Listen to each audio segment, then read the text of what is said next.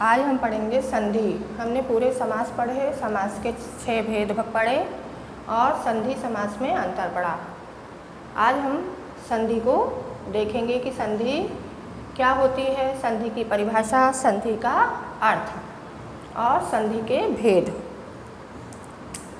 तो संधि किसे कहते हैं, इसको हम आज पढ़ेंगे। संधि थोड़ी सी कठिन है, लेकिन समझाएंगे तो आपको सरल लगेगी, है ना। संधि क्या है, संधि का अर्थ देखेंगे। सबसे पहले हम क्या देखेंगे, संधि का अर्थ। संधि से मतलब पता चलता है कि दो चीज़ों का मेल, है ना। जैसे इतिहास में भी संधि हम कहते हैं कि जब दो राजा एक दूसरे से संधि करते थे तो उनका राज्य का क्या होता था, विस्तार होता था और वो आपस में एक दूसरे की सहायता करते थे। इसी तरीके से संधि में हम हिंदी में देखेंगे कि संधि क्या होती है। संधि है, संधि का अर्थ क्या है, मेल, है ना। यानी कि किस चीज़ का मेल होगा यहाँ पर हम उसको भी देखेंगे कि संधि का अर्थ हुआ मेल, है ना। संधि में किस चीज़ का मेल हो रहा है, तो यहाँ पर हो रहा है वर्णों का मेल, है ना। अब हम इसकी क्या देखेंगे, परिभाषा को देखेंगे कि इसकी परिभाषा क्या होती है।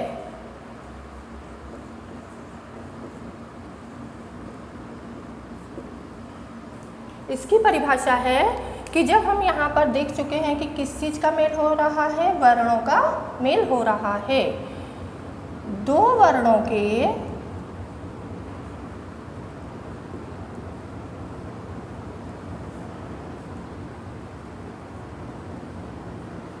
परस्पर मेल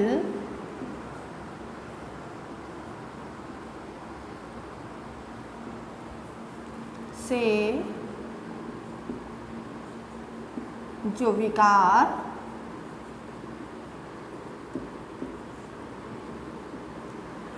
है ना, जो विकार को हम क्या कहेंगे, परिवर्तन, है ना।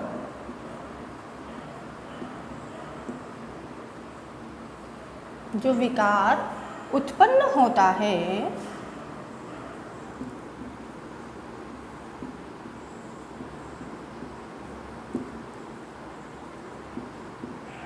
उसे संधि कहते हैं।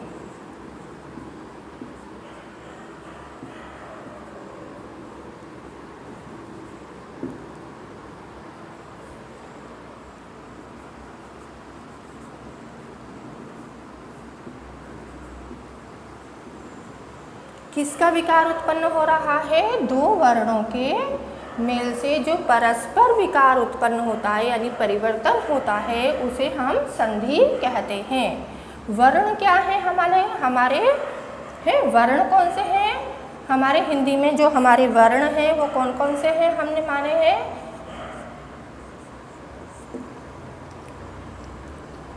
जो हमारी वर्णमाला है वो क्या होती है, आ से लेकर के ज्ञा तक जो है वो हमारी क्या होती है, वर्णमाला होती है ना।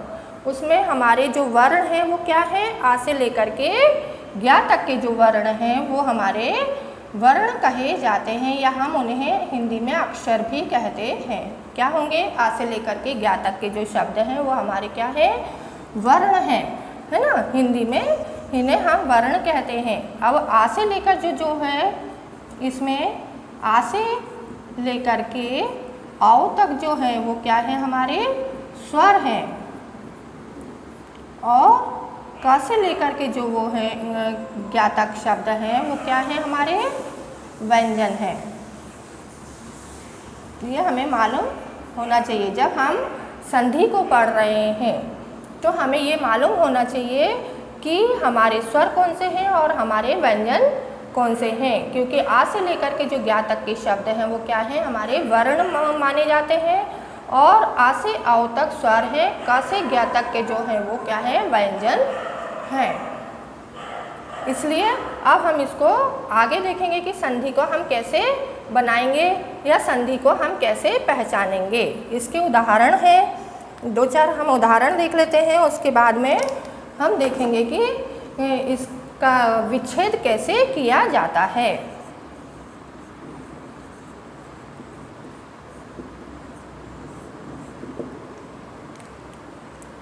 उदाहरण में जैसे हम देखते हैं कि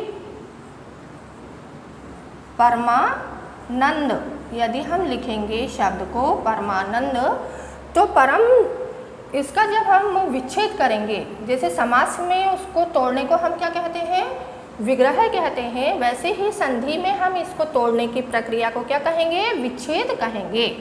क्या कहेंगे, विच्छेद, है ना। अब हम इसका विच्छेद करेंगे तो क्या हो जाएगा, परम धन आनंद, है ना। क्या हो जाएगा, परम धन आनंद, परमानंद, है ना। इसमें जो धन का निशान है इसका सबसे महत्वपूर्ण स्थान होता है कि जब हम दो शब्द होते हैं, पहला शब्द और दूसरा शब्द। अब हम इसमें देखेंगे कि ये कैसे कौन सी संधि है, इसको भी हम यदि देखते हैं तो इसमें हमें ध्यान रखना पड़ेगा कि इसमें क्या है, माँ में जो है वो काय का उच्चारण हो रहा है, परम म हो रहा है ना। तो माँ से क्या होगा, अ की ध्वनि निकल रही है यहाँ पर, और यहाँ क्या है, बड़ा आ है, इसलिए यहाँ पर क्या बन जाएगा, बड़ा आ बन जाएगा, है ना। परम धन आनंद। ऐसे क्या है, दूसरा उदाहरण हम देखते हैं, विद्यालय।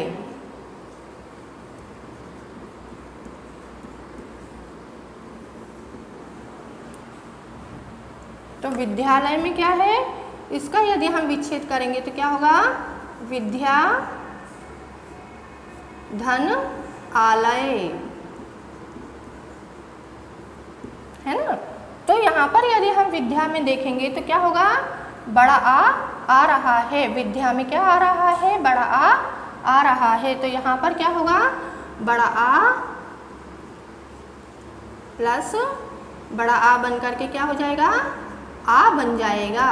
यहाँ पर विद्या धन आलय हो जाएगा, और आ को हम यदि मिलाएंगे तो क्या होगा, विद्यालय बन जाएगा। इस तरीके से हम अपनी संधि को पहचान सकते हैं कि यहाँ पर किस तरीके से संधि बनाना है और किस तरीके से संधि का विग्रह करना है। अब हम देखेंगे कि है ना, इसमें इसका विच्छेद हमने समझ लिया, इसका विग्रह हमने समझ लिया। अब हम उसके भेदों को जानेंगे कि संधि के कितने भेद होते हैं।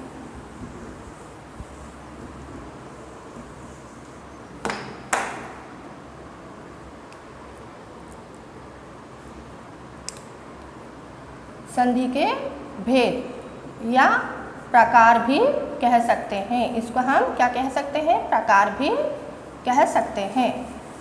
संधि को 3 भागों में बांटा गया है ना। संधि के 3 भेद होते हैं। कितने होते हैं, 3 होते हैं। जैसे हम भेद लिख करके उनको हम 3 भागों में बांट सकते हैं।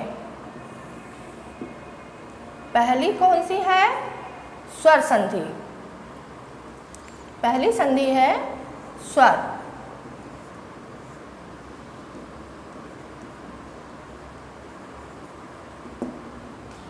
और दूसरी संधि है हमारी व्यंजन संधि।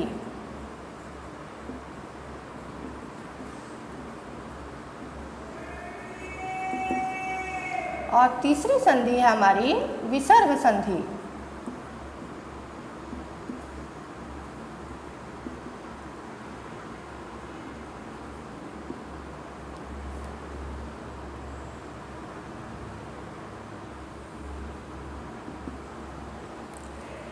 संधि के 3 भेद हैं, स्वर संधि, व्यंजन संधि और विसर्ग संधि, है ना। तो वो स्वर संधि में भी इसके अलग से 5 भेद माने गए हैं। स्वर संधि के कितने भेद हैं, 5 हैं। तो पहला कौन सा है इसमें, दीर्घ स्वर संधि। पहला भेद है इसका दीर्घ स्वर संधि।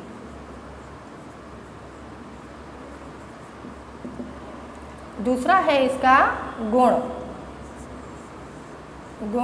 स्वर संधि।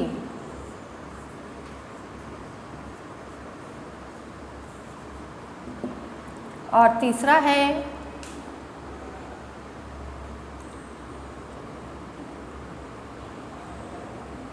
यण स्वर संधि। चौथा भेद है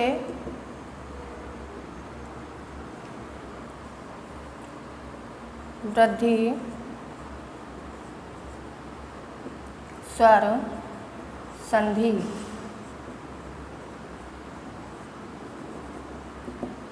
पांचवा है अयादि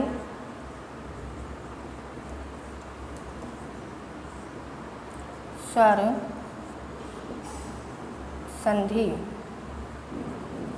ये इसके 5 भेद हैं। यानी हम जब स्वर संधि को पढ़ेंगे और स्वर संधि का पूरा डिटेल पढ़ेंगे तो हम इन 5 भेदों को इसमें देखेंगे। स्वर से मतलब होता है, जैसे मैंने अभी बताया कि यहाँ पर क्या हो रहा है, वर्णों का मेल हो रहा है। तो स्वर कौन से हैं हमारे, आ से लेकर के जो ज्ञा तक के शब्द हैं, आ से आओ तक क्या है, स्वर है। जब स्वर के संग में स्वर का ही मेल होगा, है ना, किसका होगा, स्वर के साथ में स्वर का ही मेल होगा, तो वहाँ पर क्या होगी, स्वर संधि होगी, है ना। जैसे आ ई, छोटा ऊ, बड़ा ऊ,